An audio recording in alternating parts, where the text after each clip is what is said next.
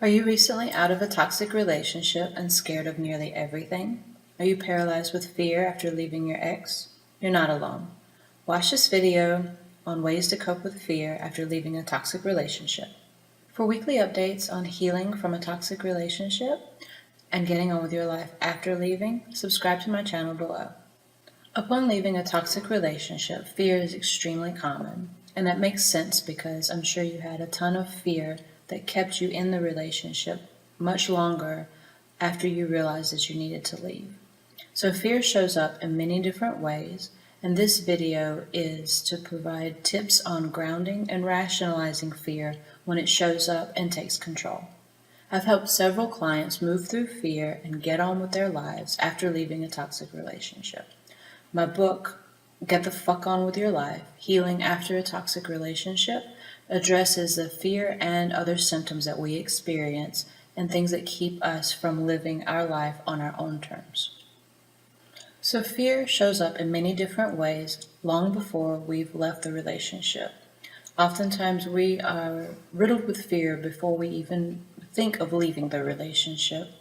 If you've experienced emotional or mental abuse, then you know how scary it is to make a move on your own.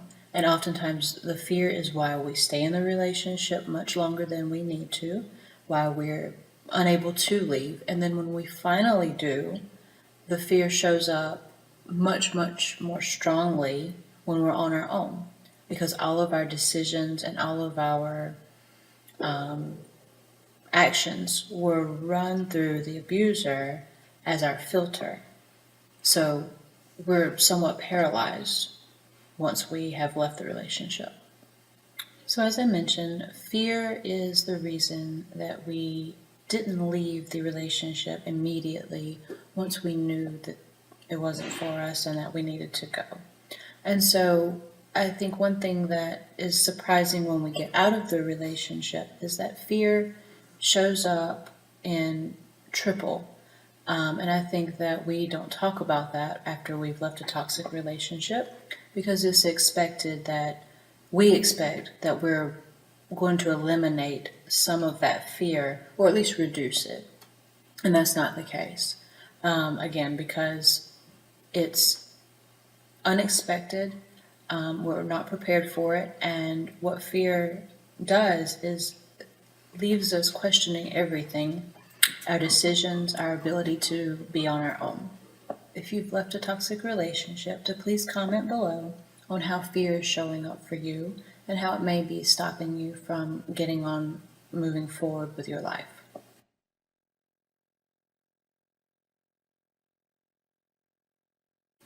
Okay, so now that we understand a little bit of why we have this fear showing up even more strongly than when we were in the relationship, I just want to briefly talk about how we can cope and how we can mitigate it so that we aren't paralyzed and stuck. So we need to name and identify the fear. Is it that you're scared that you'll go back to the relationship? Is it that you're scared that you can't do this on your own? Are you scared that you are just all fucked up permanently and there's, no return to a normal life? Whatever your fear is, name it, identify it. And that's the first step in helping to mitigate its ability to completely take control and just leave you without any hope and just stuck. Once you've identified and named your fear, another step in moving through it, or at least helping to understand the fear and rationalize it and keep it from controlling you, is to engage it. So it may seem counterintuitive to actually go into your fear, but if you run from it, it only makes that fear bigger and stronger. So when you engage the fear, basically talk yourself through it. Ask the W questions, like why, why would you go back to the previous relationship, and answer that. Or maybe, why are you unable to be on your own? Make sense of it. It's like if you answer the question, you can see how the fear is spinning out of control. Like, So, for instance, if you're scared you're going to go back to the relationship, ask yourself, why would I go back? There's probably no redeeming answer to truly make you want to go back. Or if you're scared that you can't be on your own, well, then ask yourself, why am I unable to be on my own? And you probably can't come up with real concrete answers as to why you cannot do this versus why the relationship or going back was better than you moving forward. So I hope that that helps you understand that once you engage it and answer those questions, then you can see the fear is just something that is, elephant in the room. When you look at it and identify it and talk with it, then you can bring that huge monster into, real terms and just understand what it is that does have you afraid, and then usually work with that going forward. So, one of the last steps I want to talk about briefly is acknowledging your pain. So, how does this relate to fear? Well, your fear is coming from pain. And so, by acknowledging our pain, which can be very difficult to do and difficult to work with because it is so raw, and it's easier to avoid the pain, and then therefore we experience all of subsequent, symptoms like fear or self-doubt or inability to make decisions, which I will further discuss in other videos. But my point is that fear is coming from your pain, and you need to acknowledge the pain. So permit yourself to feel the hurt, and that's what is driving the fear. The more you ignore the hurt, the bigger the fear gets.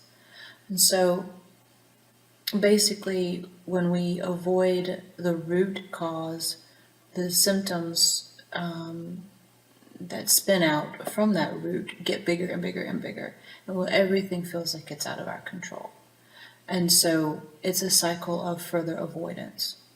So go to the pain, acknowledge the pain, permit yourself to feel the pain. And that also will help mitigate the fear, because you're addressing where the fear is coming from. And really, what more than anything, you need to be heard. Your inner self that is hurting so much after a toxic relationship, after mental abuse, emotional abuse, just codependency, after being gaslighted, manipulated, you are wanting nurturing.